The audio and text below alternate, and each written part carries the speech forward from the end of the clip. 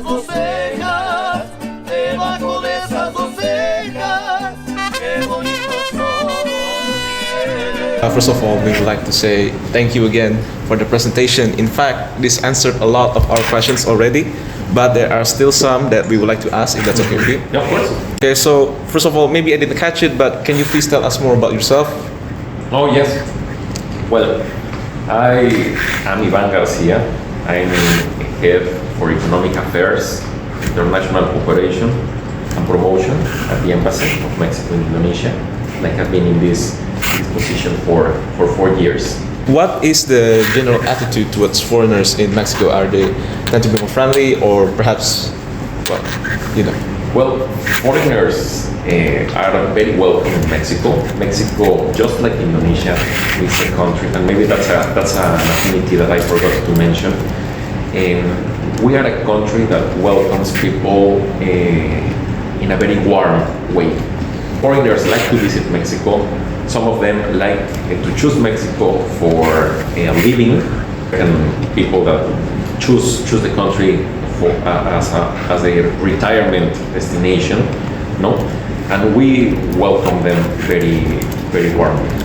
As you've said, tourism is very big in Mexico. Mm-hmm. So, what are some of the most visited areas by tourists, and what do tourists, or what can they expect when they come to Mexico? Well, Mexico has a wide range of tourist destinations to choose. If you want beach, for sure you have to head to the Caribbean area, southern Mexico, because there you can find some of the most beautiful beaches. Probably also to Puerto Vallarta in the Pacific coast. It's also a very, very trendy tourist destination. If you don't like sun and beach, we have also some options for people that like, for example, to visit cities, colonial cities, cities with history, with architecture, modern and old architecture. For sure you have to stop in Mexico City, which is not only the largest metropolis in the country, but also a place with a very important culture. It's one of the cities with more museums in the world. It's also a place where you can try Mexican gastronomy, which is known internationally. And well, we have options for every tourist. You can also go to places that are specialized for example, some sports, ecotourism, mountain sports, So the first one we want to know is, do Mexicans like to taking risk, or do they prefer something else? in terms of business. Yes. Well, I think that it's the point of view. I think that there's not like a general norm in this. It depends on the each person. But I would say that probably because of our identity, or the way that we see the world, probably we do not take too many risks. Recently, more and more women are entering the workforce. And do Mexicans view this as a good thing or not? Well, let me tell you that women are participating in Mexico's life in a very important way, not only in business, and not only in corporations, but also in politics.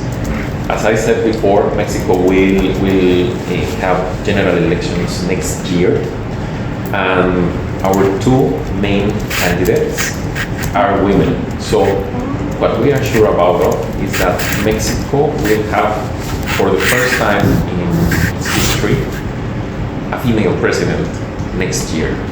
No? Do Mexican people focus on their near future, or are people expected to be more ambitious in the We are oriented to the near term, also with a vision of considering the plans for the long term. middle, right? How do Mexicans view explicit entertainment? Is it normal for people to gamble or consume recreational drugs? Well, as unfortunately, as all the countries in the world, the use of recreational drugs can be common, mainly alcohol, no. But for example, cigarette is not as popular as it is now in Indonesia. Last question for me. Do you think from this answer that culture Indonesian and Mexico is similar or different? Well, there are some differences. What exactly the job of the embassy is to try to make those differences or to reduce the differences. No, and we get one business person from Mexico and also from Indonesia. The role of the embassy is to connect to them and to try to find a common ground, no, for both, so we can encourage them to close deals and to. Now, you mentioned you've been working here for about 4 years, right? I would like to ask that when you first came here 4 years ago, what is your first impression of Indonesia? Well, that it was a huge country. That I am from Mexico City. It's a place with 20 million inhabitants. But Jakarta is much bigger. No? You have 11, with all the Jabodetabek area, it's 31. No? My first impression was that it was a vibrant city. And then my second impression was that the people here was very welcoming. No? As soon as I had my first interactions with Indonesians, I could realize that they were very similar with Mexicans. What do you think about our culture in Indonesia compared to Mexico? Well, I think that we both are very multicultural, huge diversity. About maybe some people from Mexico have visited here, or maybe they have migrated from Mexico to Indonesia. What do they think about Indonesia and its culture? Well, there are some Mexicans visiting here. There are some that are even getting married here with Indonesian men or women, no? Which means that they feel comfortable here in the country. Some of them are working as well. They come here for business, but I could say that they feel comfortable. No. Has there been any cultural friction between people from Mexico and people in Asia? No, as I said, there have throughout 70 years of relationship, our bonds have been characterized by cooperation, collaboration. So there are no frictions. Okay, I think that will be all from us, Mr. Gonzalez. You have answered every single one of our questions, but now we would like to give you the opportunity. Maybe you have something to add or ask to us. Well, maybe you can tell me more about what are you studying, which semester. So we are from Prastia Mulia University, that's located in Tangerang, Banten. So we are here just to run our project that called cross-cultural communications. So we asked to do to interview the embassy and to know their culture, their languages, and many more that maybe similar or different with Indonesia like that. So most of us is come from third semester. We are majoring in hospitality business. Oh, I see. I see. So that's why we talk about many of tourism, many more like that. What do you think about Indonesia tourism? Well, I think that you have a very important industry. Bali is a reference nationally for tourists. I think that you are living a very good moment now with the reopening after the pandemic. Tourism is growing again. Bali is having a momentum with all the digital nomads that came during the pandemic period and decided to stay there, and also the new tourists coming. So it's a very trendy place. If you don't mind me asking, you mentioned that for us in Indonesia after the COVID, the coronavirus.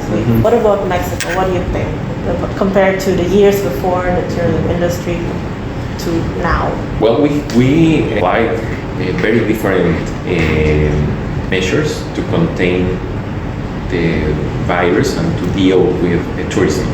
In the case of Indonesia, it closed the borders for international travelers. In the case of Mexico, we always have the country open for international visitors, mainly because much of the economy depends or relies on the tourism sector.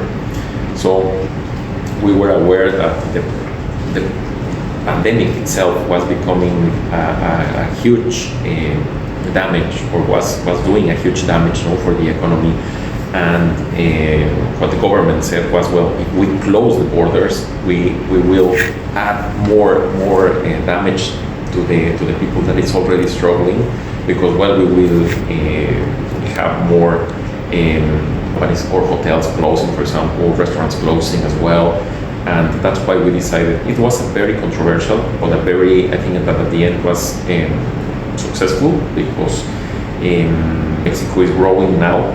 Mexico's economy is growing now. Mexico's tourism sector is also recovering.